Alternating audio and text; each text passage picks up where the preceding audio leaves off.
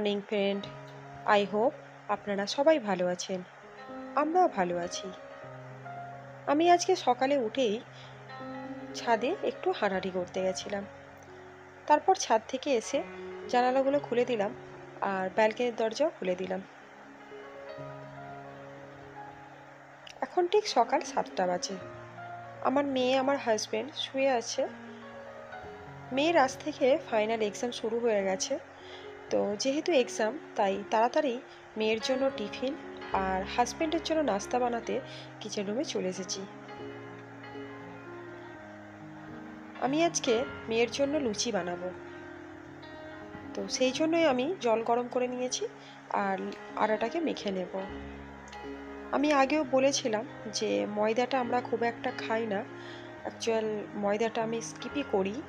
আমি যা কিছু বানাই সব আটারই বানাই, তো সেই জন্যই আমি আটাতে একটু নুন দিয়ে আটাটাকে ভালো করে মেখে নিয়েছি। বেসিক্যালি মানুষ লুচির সঙ্গে আলুর দম খেতেই ভালোবাসে, তো আমার মেয়ে আজকে একটা আলাদা রকমের জিনিস খেতে চেয়েছে, সেটা হচ্ছে লুচির সঙ্গে ঢ্যাঁড়স। কথাটা শোনার পর আমি তাকে বললাম যে ঢ্যাঁড়স খেলে তুমি রুটি খাও, কিন্তু লুচির সঙ্গে কখনোই ঢ্যাঁড়স কেউ খায় না। কিন্তু তার একই জেদ, সে ঢ্যাঁড়স ভাজার সঙ্গেই লুচি খাবে।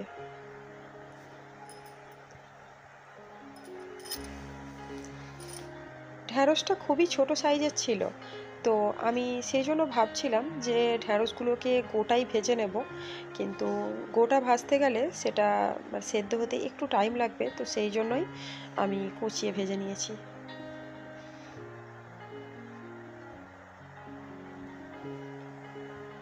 লুচিটাকে দেখলে মনে হবে যে এটা পরোটা, তো অ্যাকচুয়ালি এর কারণ আছে। সেটা হচ্ছে আমি আমার হাজব্যান্ড আর আমার মেয়ে দুজনেই খাবার থেকে বেশি কোয়ান্টিটিটা দেখে, কতটা খাচ্ছে সেটা দেখে, পেট ভরুক আর তাতে নাই ভরুক। তো আমার হাজব্যান্ড বেসিক্যালি সব জিনিসই দুটোই খায়, সেটা রুটি হোক, লুচি হোক বা পরোটা। তো আমি সেই জন্যই এই রকম বড় বড় আকৃতির করি, যাতে করে দুটো খেলেও চারটের সমান খাওয়া হয়।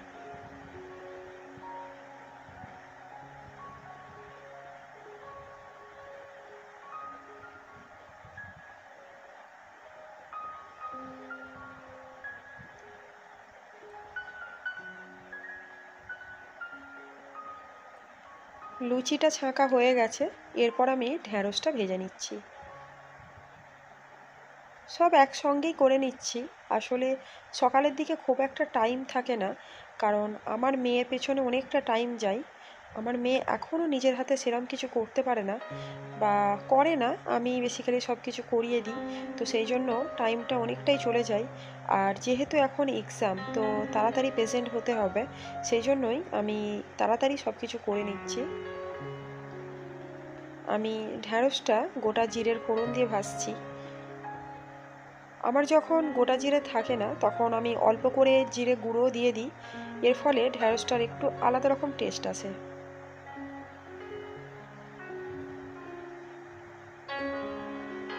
আমি ঢ্যাঁড়সে কখনোই আগে থেকে নুন দিই না।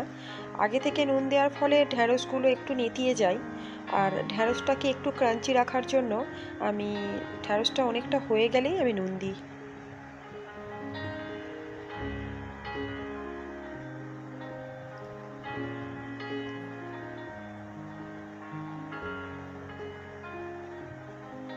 ঢ্যাঁড়সটা বেসিক্যালি একটু বেশি তেলেই ভাজা হয়, তো সেটা বাচ্চার জন্য ঠিক না। তো সেই জন্য এরকম ঢ্যাঁড়স ভাজার পর প্যানটাকে একটু আড় করে দিলেই তেলগুলো এক সাইডে জড়ো হয়ে যায়। আমি রান্নাঘরের কাজগুলো কমপ্লিট করে আমার মেয়েকে খাইয়ে রেডি করে স্কুল পাঠিয়ে দিয়েছি, তারপরই ঘর ক্লিনিংয়ের কাজে লেগে গেছি। এখন একটু গরম পড়েছে, কিন্তু তারপরেও রাতের দিকে বেশ ঘর ঠান্ডা হয়ে যায়, আর তখন কিন্তু এই কম্বলের প্রয়োজন হয়। তো এখনও পর্যন্ত আমাদের কম্বল তোলা হয়নি, মোটামুটি আমরা রাত্রিরে গায়ে দিচ্ছি।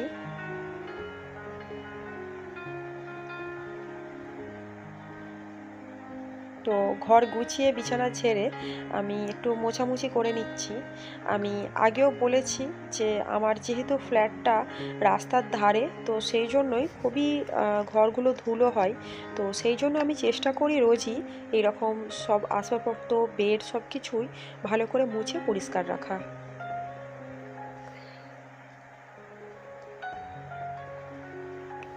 আসলে এটা সবারই করা উচিত। মানে প্রত্যেক দিন যদি চারিদিকে ভালো করে পরিষ্কার করে পরিচ্ছন্ন করে রাখা যায়, তাহলে যেমন চারিদিক ঘর পরিষ্কার ক্লিন থাকে, তেমন মনটা অনেক ভালো হয়ে যায়।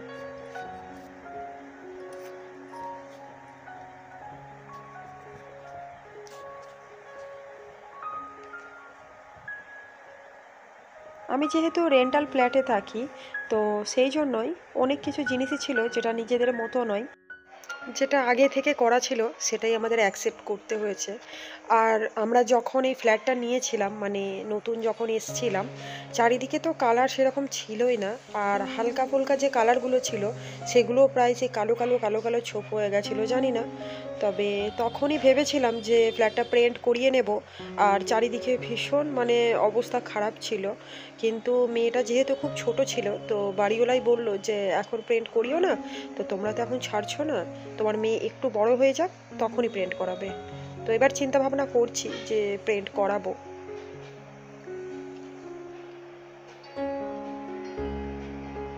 আসলে ভাড়ার বাড়ি মানে যতটাই সুন্দর করে রাখি বা সুন্দর করি না কেন, এই চিন্তাটা সবসময় মাথায় থাকে যে একদিন এটা ছেড়ে যেতে হবে। কারণ সেটা কখনোই নিজের হয় না, ভাড়ার ঘর ভাড়ার ঘরই হয়। তবুও কি বলুন তো, নিজেরা মানে আমাদের নিজেদের মধ্যে তো অনেক শখ থাকে, অনেক আহ্লাদ থাকে না? তো সেই জন্য যেখানে থাকি সেটাকেই আপন করে সেটাকেই নিজের মতো রাখার চেষ্টা করি।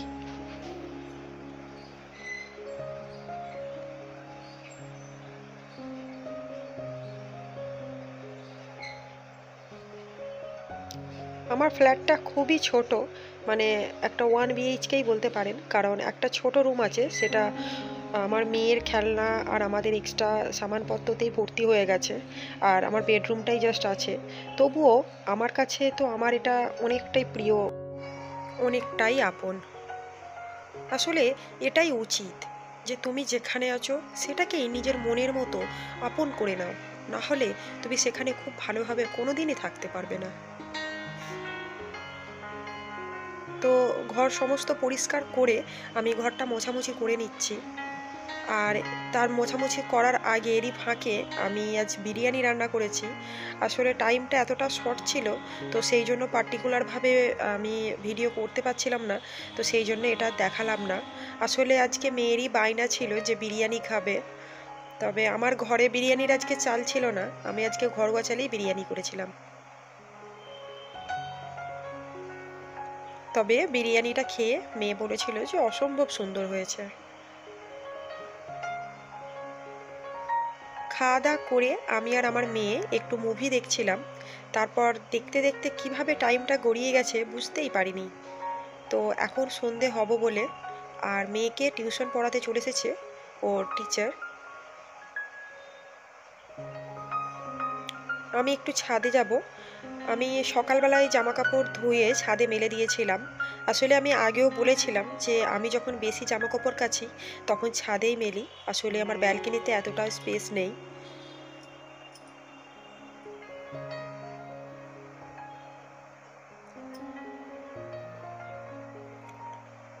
এই বেড়ালটাকে দেখছেন, এই বেড়ালটা হচ্ছে আমাদের বিল্ডিংয়েরই বেড়াল। এর নাম হচ্ছে ব্রাউনি।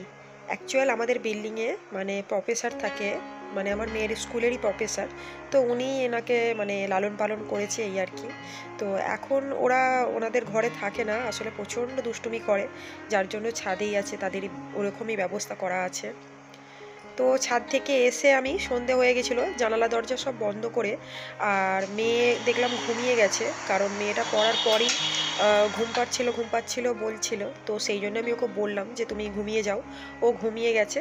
আর আমি জামা কাপড়গুলো ভাঁজ করে নিজের জন্য একটু স্ন্যাক্স বানিয়ে নিলাম। তো ওই চিড়ের সঙ্গে কড়াইশুঁটির এরকম একটা স্ন্যাক্স বানিয়েছি, আর তার সঙ্গে চা। মেয়ে সারাদিন স্কুলে ছিল, তারপর টিউশন টিচারের কাছে অনেকক্ষণ পড়লো, সেই জন্য শরীরটা একটু টায়ার্ড হয়ে যায়, তো যার ফলেই ও ঘুমিয়ে গেছে। ও ঘুম থেকে উঠলে ওর জন্য কিছু টিফিন বানাবো, আর আমি এটা খেয়ে এখন একটু মোবাইল ঘাঁটবো। তো যাই হোক, আমি আপনাদেরকে আবারও বলছি, যদি আপনাদের এই আমার ভিডিওটা ভালো লেগে থাকে তাহলে প্লিজ ভিডিওতে একটা লাইক করতে একদম ভুলবেন না। আর যদি আমাকে সাপোর্ট করতে চান, আমার পাশে থাকতে চান, তাহলে আমার চ্যানেলকে সাবস্ক্রাইব করার অনুরোধ রইল। আর অবশ্যই পাশে থাকা বেল আইকনটি প্রেস করবেন, এতে করে আমি যত ভিডিও ছাড়বো সবার আগে আপনাদের কাছে নোটিফিকেশান চলে যাবে।